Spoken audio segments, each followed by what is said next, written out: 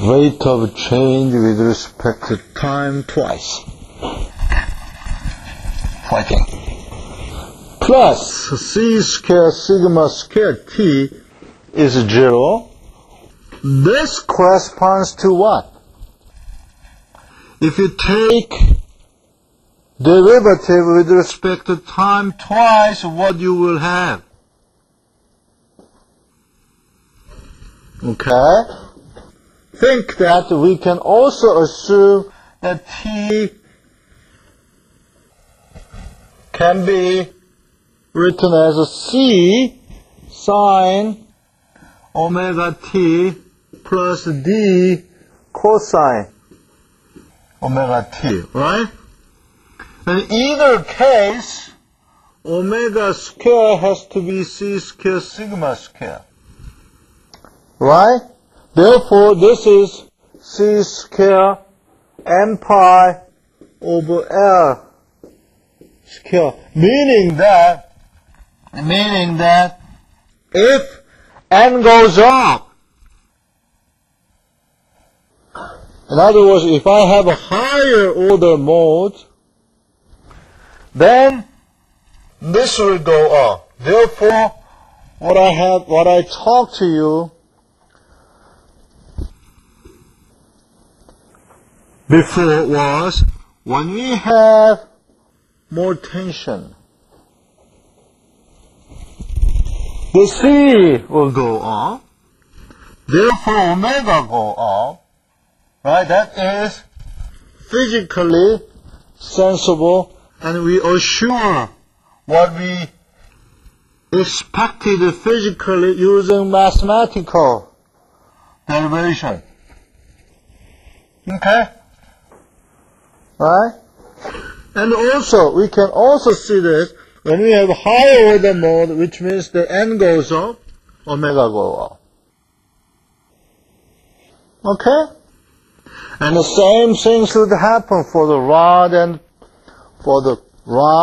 and the twisting rod. Now, important thing. Okay.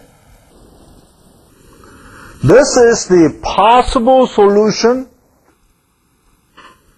that satisfies these boundary conditions. Okay? Then I can write the solution is an sine n pi over Lx for all n. Therefore, I am using summation signal, right? Right? The summation signal is very powerful. If you just bring the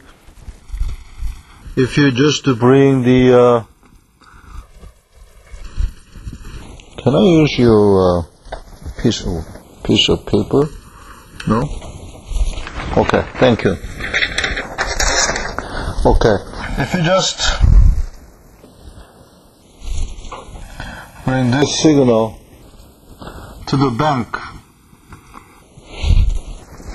you will get a lot of money, right? Summing of all the accounts. This is very powerful signal, right? So mathematics is very powerful. They just use the symbols and command, order. Very interesting things, always. So, I want to sum your jump. No problem, right? No longer sleepy.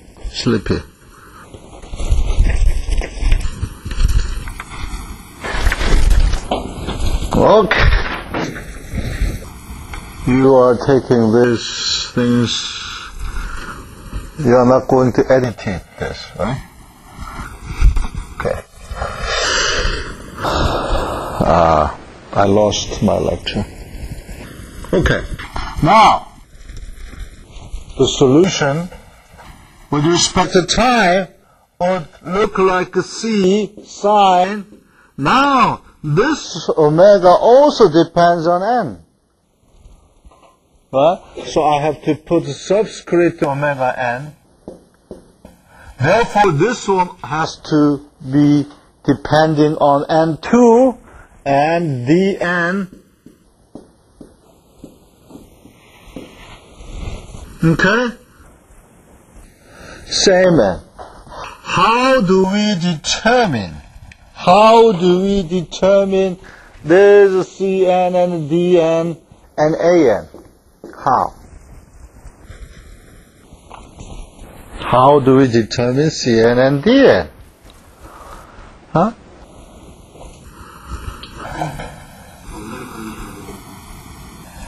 Cn and Dn is related with the sine omega nt and cosine omega nt. So how we determine Cn and Dn? Initial condition, right? Initial condition. Then how do we determine An?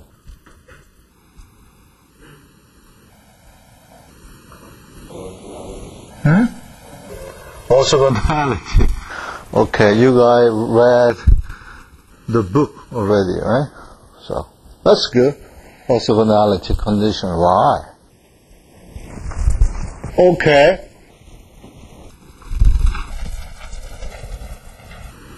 Why this one has to satisfy the orthogonality condition? Why?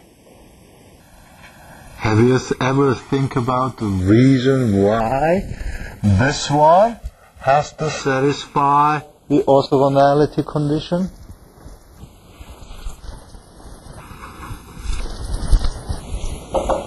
Anybody? Okay, this is the highlight of today's lecture, modal analysis. Today's lecture has two topics. One is modal analysis, the other one is the beam vibration.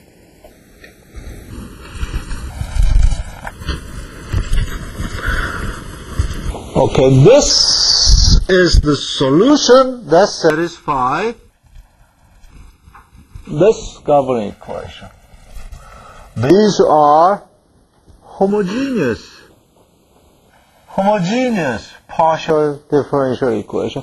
In other words, the string we are studying at the moment as boundary condition, length L, but there is no spatial load, spatially distributed load. Okay? In other words, what we are studying is like this. There's a mass spring dash part, and we are measuring vibration from this equilibrium position when we have force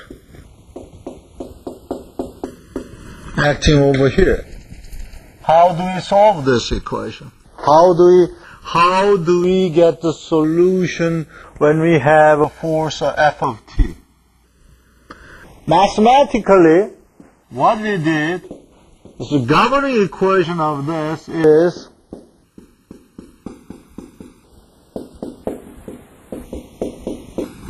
right? The solution